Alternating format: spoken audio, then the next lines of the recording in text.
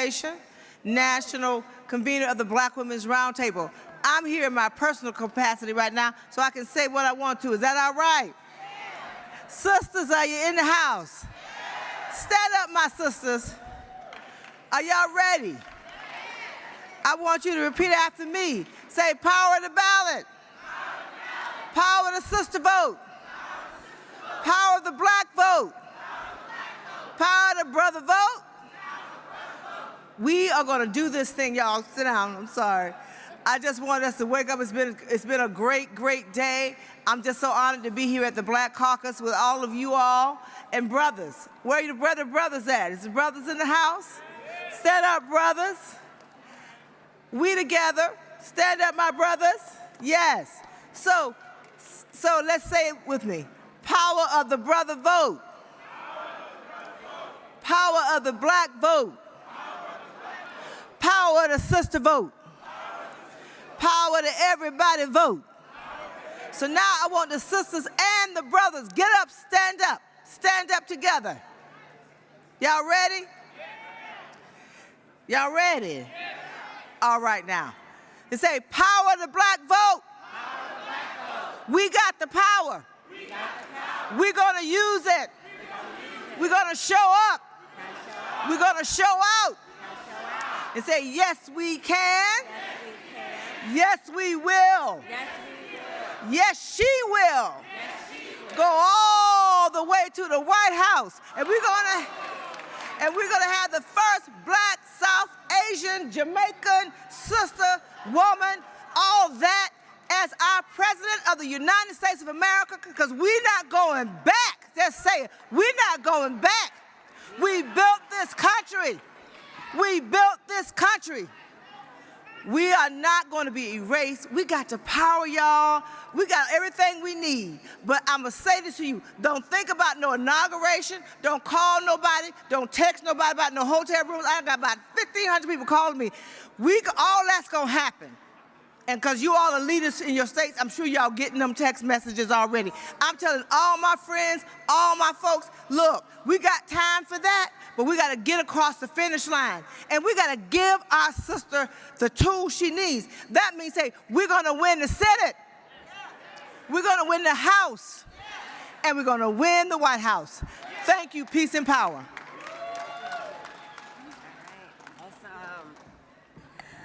I love my sister, Melanie. Good afternoon, everyone. My name is Ashanti Golar. I am the president of Emerge, the nation's largest network of Democratic women elected officials and candidates who are my Emerge alums that are in the room. Really excited to be here. I am the first black woman to lead this organization. I have to thank Mama Virgie. I have worked for her ever since I basically started working at the DNC in 2008. She's the best. She's my fairy godmother, and she really supported me moving into this role. How many of you have been in the women's restrooms? Have you seen those decals on the mirrors?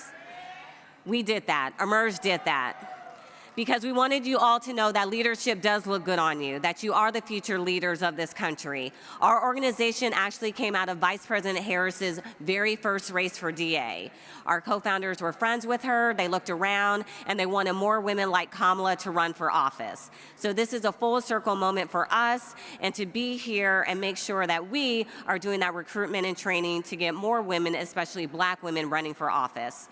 At Emerge, we center the new American majority. That includes black women. Black women, we're the base of the Democratic Party. We don't have to just be voters. We can be elected officials.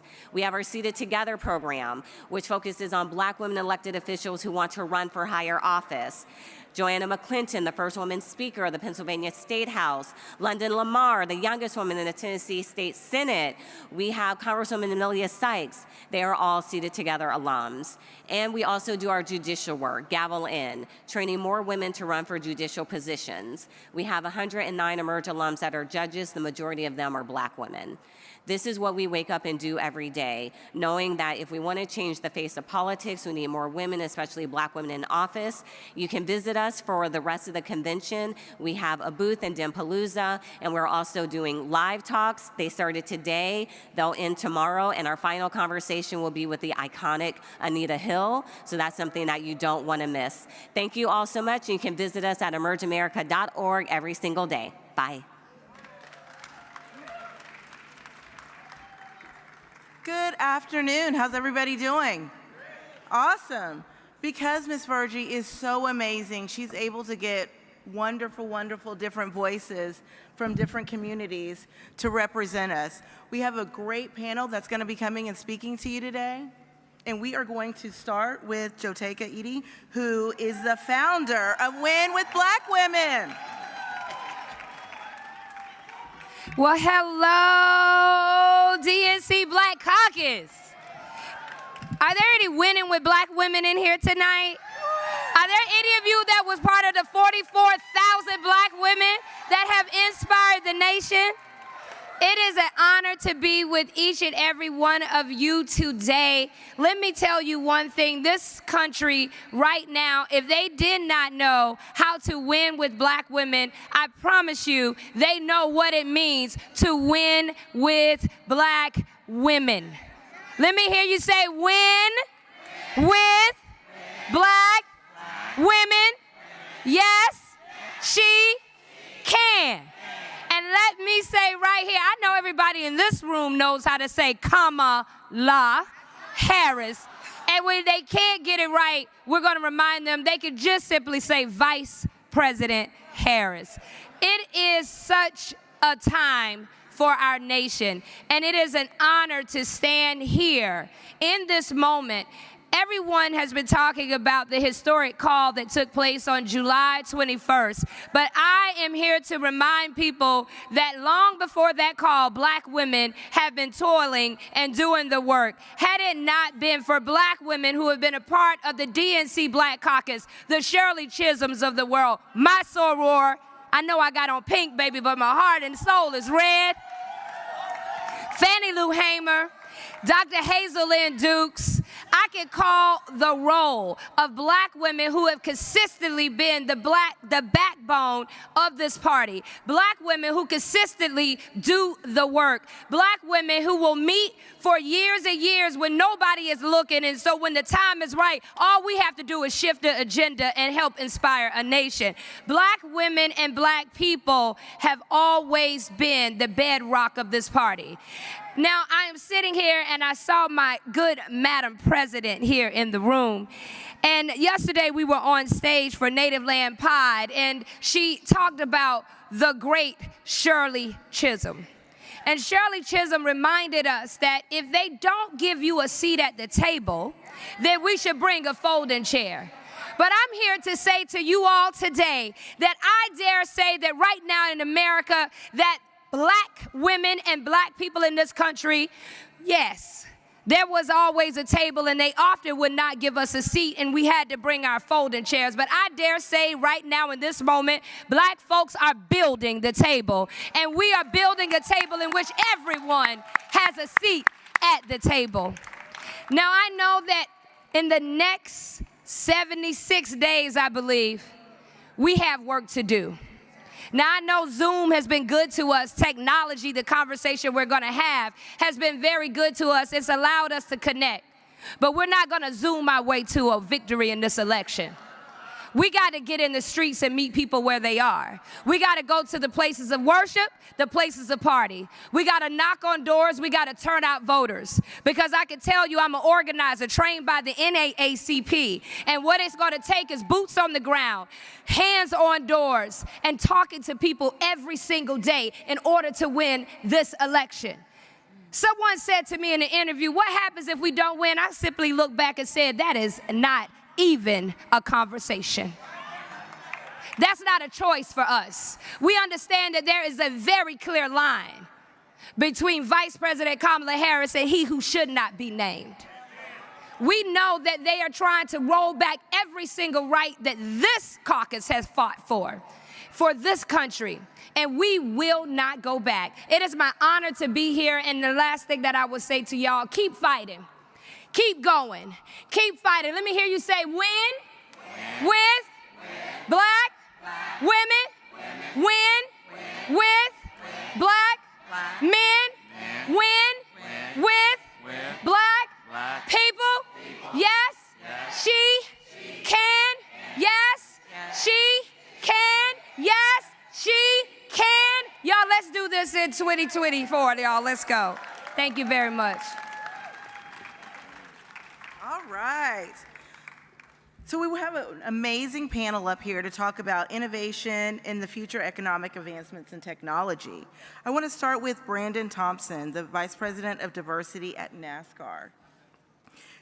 Could you please introduce yourself and tell us a little bit about what you do and the changing diversity in your specific fields and what results you're seeing?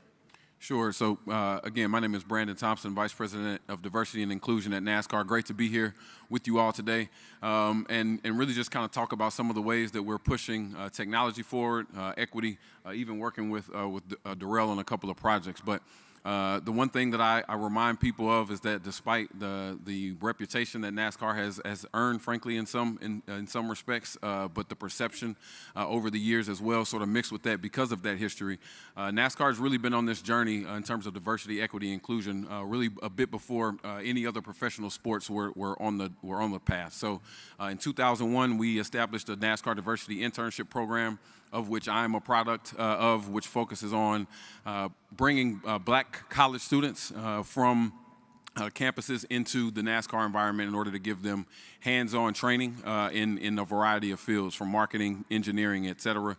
We have now put close to 600 students through that program. We're also really excited about a couple of other programs, really in that same vein, the NASCAR Campus Lab program, which currently sits at Bethune-Cookman University, soon to expand to another university in North Carolina, as well as an engineering fellowship program, which focuses on putting black college students and master's level candidates on path to become crew chiefs and race day engineers, which across other sports you would commonly hear those referred to as head coaches and assistant head coaches. So we're excited about those types of programs. Also on the track, obviously with the success of Bubba Wallace and others, one of the things I'm most excited about relative to that program, it's aside from the length of time that it has been around, also for 20 plus years, is the fact that we now have layers. So before, and I think again Darrell and maybe some other folks in the room, before it was just Bubba, and we were kind of all rallying behind him as well we should. But now, because of his existence, who stands obviously on the heels and on the shoulders of someone like Wendell Scott or Elias Bowie, we are now to the point where there's a LeVar Scott, and now to the point where behind LeVar there's a driver named Nathan, and behind the driver named Nathan there's a driver named Laquan. And so we continue to, and not to mention Raja Caruth, who obviously got his first win this year as well, a student at Winston-Salem State University. So lots of fun and exciting things happening on and off the track. And I would say to close, relative to specifically to technology, there are a ton of opportunities across the sport, not only within engineering, but data analytics, all types of things that are going into CAD drawings and remote race operations that we have. We're utilizing a ton of technology. So we're excited about the future of NASCAR and excited to share this panel with you all today. Thank you. I'd like to now move to Claridith, who is the founder of ISCI. Could you talk a little bit about trends, paths, resources we should be considering right now, and what demands should we be making of national and local leaders to advance diversity and inclusion? Absolutely. But first, what I would like to say is good afternoon, everyone. Let's do a little bit better. Good afternoon, everyone. Good afternoon. All right, you still with me? Thank you. My name is Claridith Landry. Not only am I the proud founder of Inclusive Security Collective Initiative, ISCI, where access is granted, I am also a proud veteran. I'm part of a long lineage, as many of us in this room are, of service members of Black and brown men and women who have given their lives for this country, even when this country didn't recognize us. So when we talk about the different industries that are available to us for economic prosperity, we really need to be looking at specific markets. And for so long, we've been told that all we can do in the defense space is serve. And yes, I serve proudly, but did you know that the defense industrial complex is a $1 trillion industry? Not with an M, not with a B, trillion, TR. We, as a community, see less than 0.07% of those funds across our academic institutions, across our businesses, across any event or activation, across research and development, across professional pathways that could actually get our future, which are our children, into high demand and in-demand STEM professions. So what I'm actually going to ask you all today, when you ask me what are the industries, what can we do? Well, if you remember anything from what I share for you today, or share with you today, it's that we all should be demanding a new Tuskegee Agreement, okay? This is based off the Tuskegee Miracle that was penned between Booker T. Washington and President Roosevelt, which stood up to Tuskegee Airmen, which stood up to Tuskegee Airfield, where blacks could serve, go to school, go to pilot training, so that they could serve in World War II, be seen as the heroes they were, come back and actually reap the benefits of their service, which they never got to see come to fruition.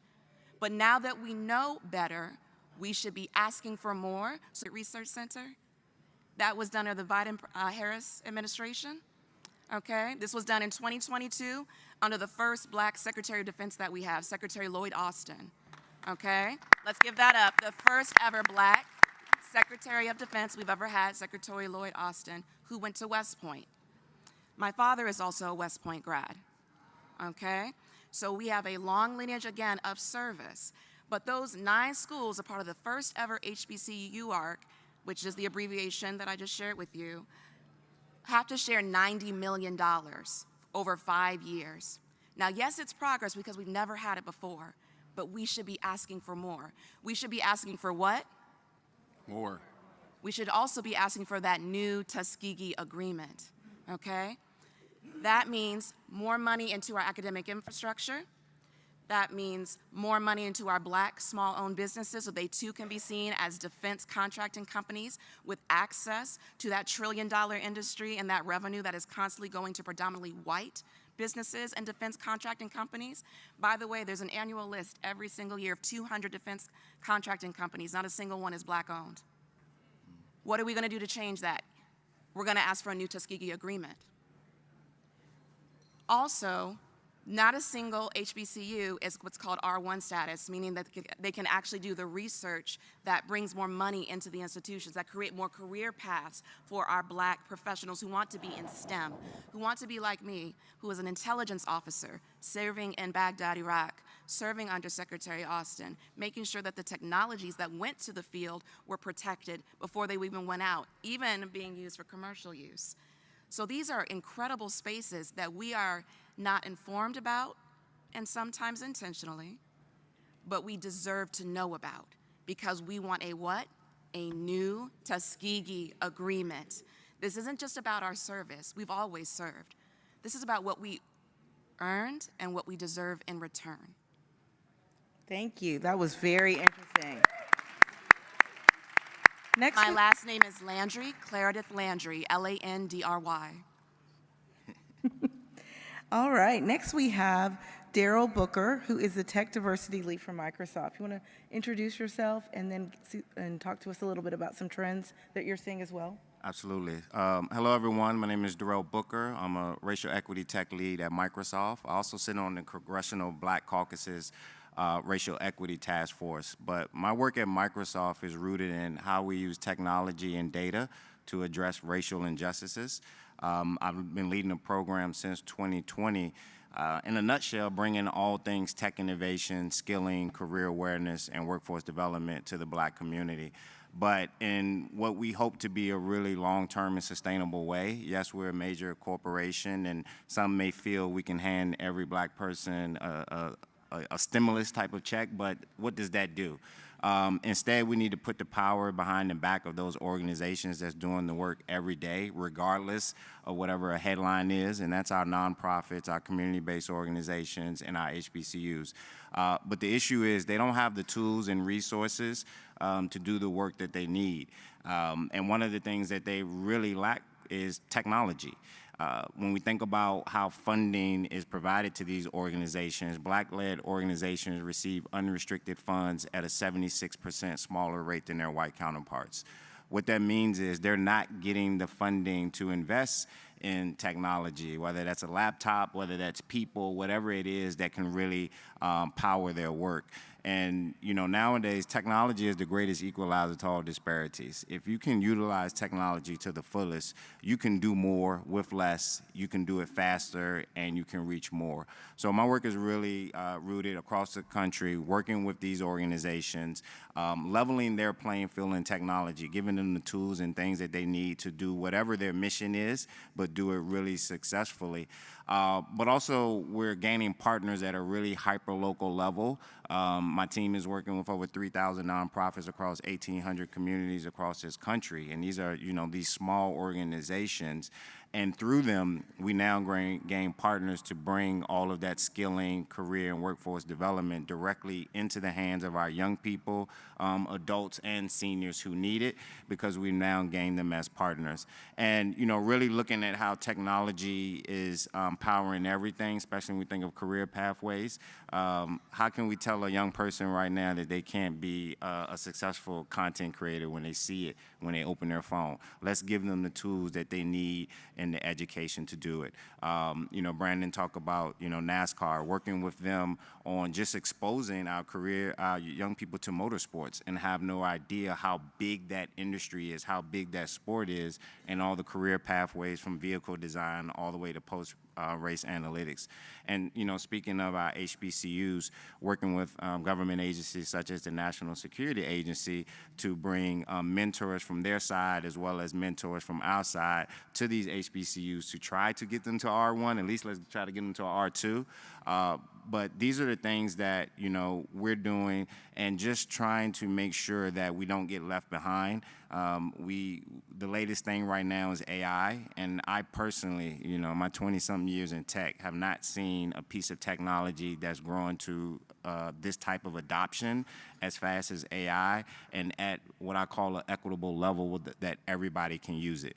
But just like nowadays, you don't see on job descriptions that you need to use Word or Excel. That's a given, right, for an entry-level role. This will be what we will be seeing in terms of being able to use AI. So whatever we can do to make sure that our young people are gaining these valuable skills as soon as possible, but even making sure that our businesses and our entrepreneurs and our startups are using technology to the fullest. Thank you. That was awesome.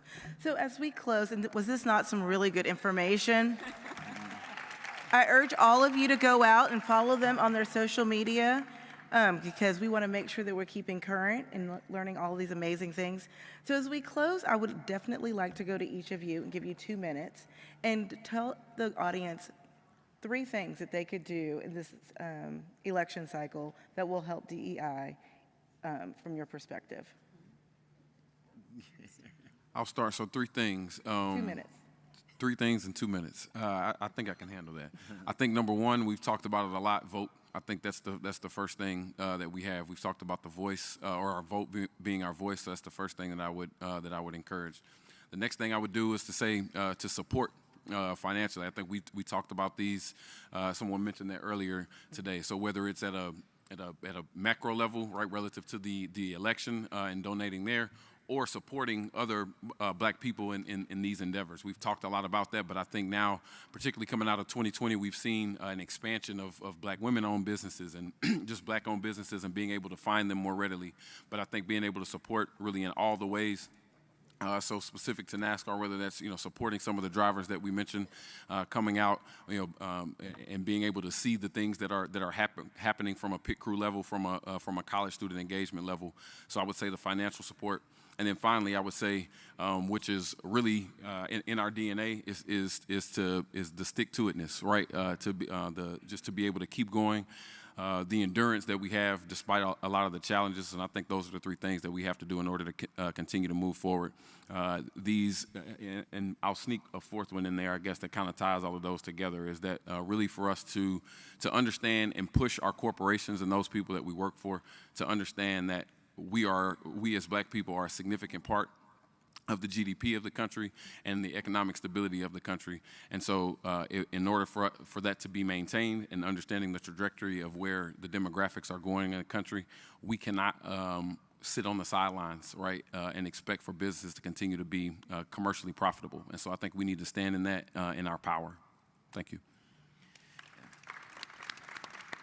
And I'll piggyback off of one of the things Brandon said just about, supporting businesses. And I don't have the exact number, but I think it's something along the lines of, money stays within the Black community no more than 6 hours. And that essentially comes from there's not enough, fellow entrepreneurs, business owners, so that money can stay within the community as it does, other races and ethnicities. The other thing is, conversations at home. And I said it to say, not all the time about the good stuff that's happening, that's the bad stuff. And I know we as people, we're fighters, we struggle, we do a lot, but a lot of times we hide a lot from our kids. And at the end of the day, have those conversations with your kids so that when they get older, they're not facing the same things. They can see that there's no money and something struggling within the house. Sit down at that moment and show them about budgeting and financing so they're not figuring things out on their own just because we're too prideful to be able to share that within our home. And then also, when we think of corporations, and I know I work at one, so I'm speaking, to myself. For me, there was whether it was corporations, foundations, government, you name it, a lot of money came out of nowhere in 2020. And in my opinion, only so much has changed, barely anything. And does that erase 400 years of oppression? I think we all say no. And it really takes you all's voice, just like it did in 2020, for all these things to come about. Y'all have to keep using y'all voice and holding those accountable who have those resources to be able to help. Thank you.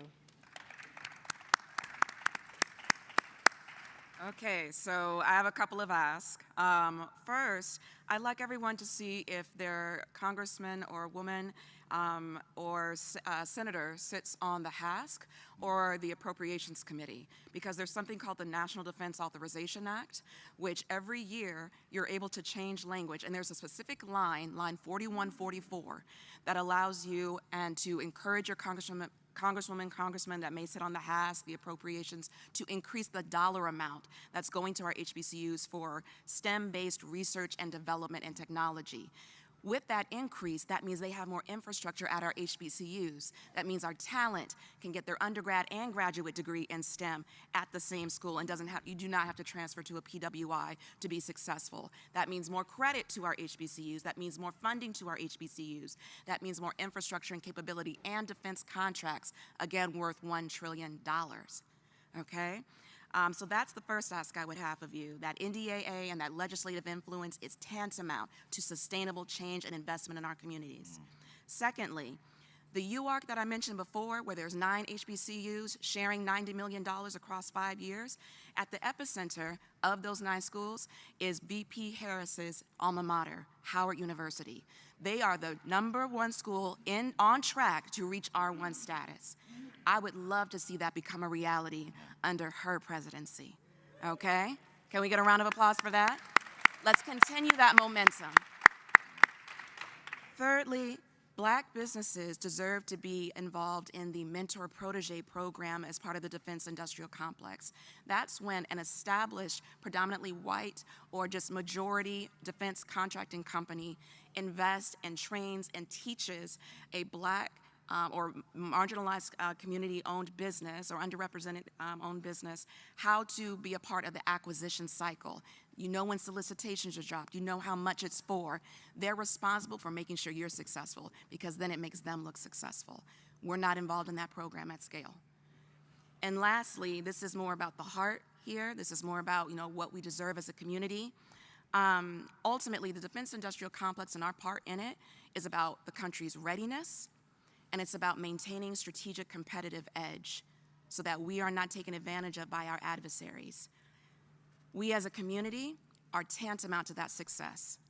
We cannot be ready as a country. We cannot be secure as a nation without Black people at the table. So what we want is a new Tuskegee Agreement. Can I get it one more time? New Tuskegee Agreement. Thank you so much. Let's give a round of applause for this amazing panel. Thank you so much.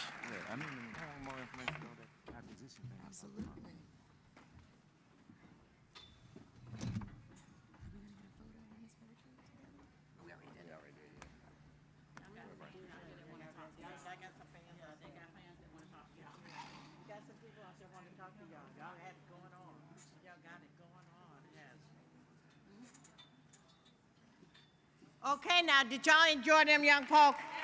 Aren't they good? You see the work that they're doing? You would not know. Just 1 second.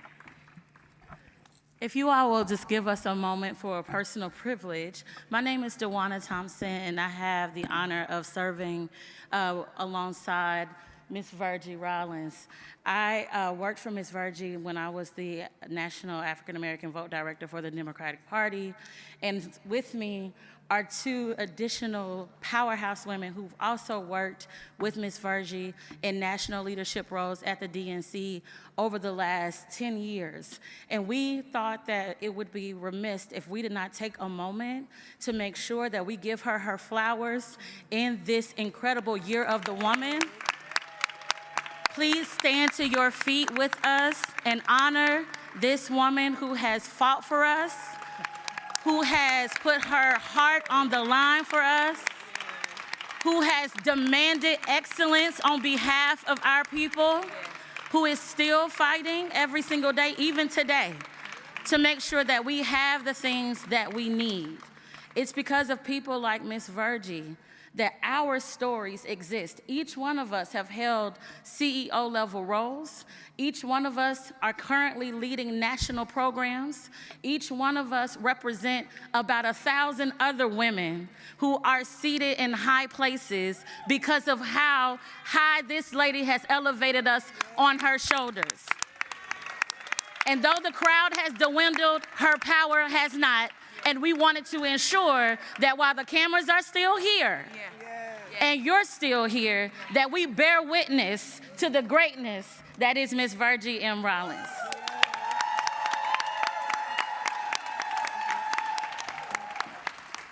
That's too much. How do you follow a Dewana Thompson? Y'all give it up for Dewana.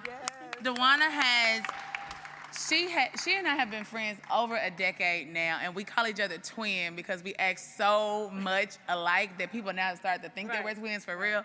But when I tell you about the power of sisterhood, I don't care if you're in a sorority or not. If you have a band of women who you can stand with, you can cry with, you can pray with, you can work with, the one you could take a couple of lashings with. Miss Virgie, what you have done, Oh, God. not just for us, but for everyone who's come before us, the women that you have on your cabinet, I look at Grace and Allison and Congresswoman Christensen, you make sure that one, we don't take no stuff, but most importantly, that we feel confident in who we are and what you have poured into us. You have been the mother for so many. I know Venus and your other nieces are out here in the audience and your family. You have extended us grace in ways that we don't know. And so we want to say thank you from the bottom of our hearts for being the incredible force, the fierce nature that you are. Ms. Virgie, we stand so humbly on your shoulders. And we are so grateful for everything you do for us. Have you taught us to stand 10 toes down on business for Black folk, right? You ensure we all understood what our Black jobs and what our Black obligations are to our people. So thank you for being a mentor, a mother, a friend, for being our everything, Ms. Virgie. You are the Black Caucus. You are the conscience of this country. So thank you for that. People don't know what you've done. When you talk about the states and what it takes to do this work, she talked about her regional caucuses. We all have buried the bearers of those regional caucuses, but it's important because it pours in everyday people. Without her, it would be no Black women for Kamala, right? There would be no win with Black women. There would be no women of the. This is Virgie Rollins. Yes. And you have to know that. I love you, Miss Virgie. This is the baby of the bunch, y'all. This is the baby.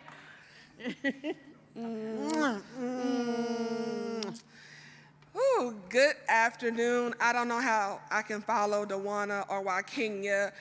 My name is Ebony Baylor, and I served at the pleasure of Chair Virgie Rollins. What Dawana and Wakenya said, ditto. And I also want to give credit to Wakenya Clinton because I came to the DNC because she opened the door and she told me about the position. She encouraged me to apply, and she made the avenue available and advocated for me to be represented at the organization. And she told me about the importance of Ms. Virgie Rollins.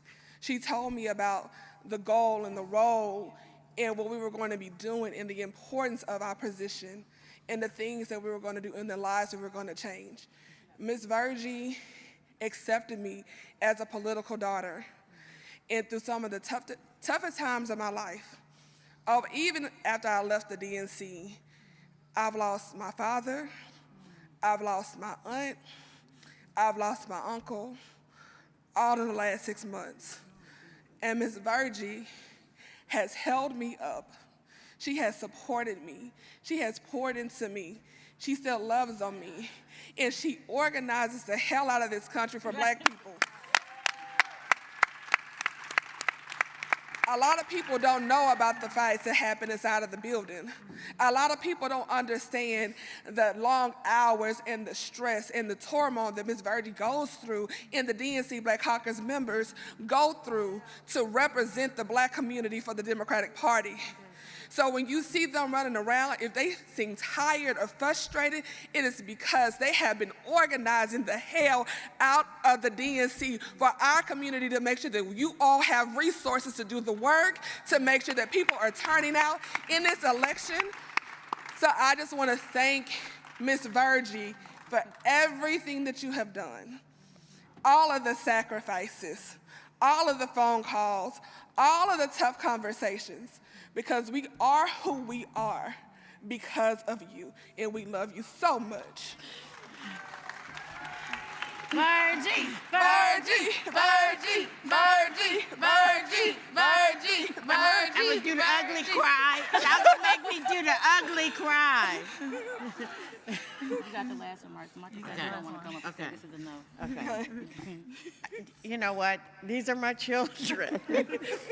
And I love them so much. They always, at the DNC, I do intimidate a lot of people at the DNC, from top all the way top down.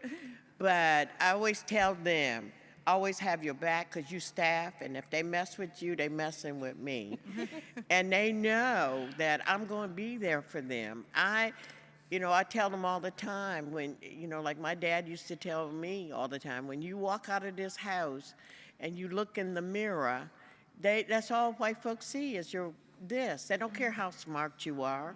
They don't care how good looking you are. You can go high up in the land, but you still this. And so I tell them I'm gonna always be here for them. I'm gonna always lift them up because I'm here. Sometimes I always tell them.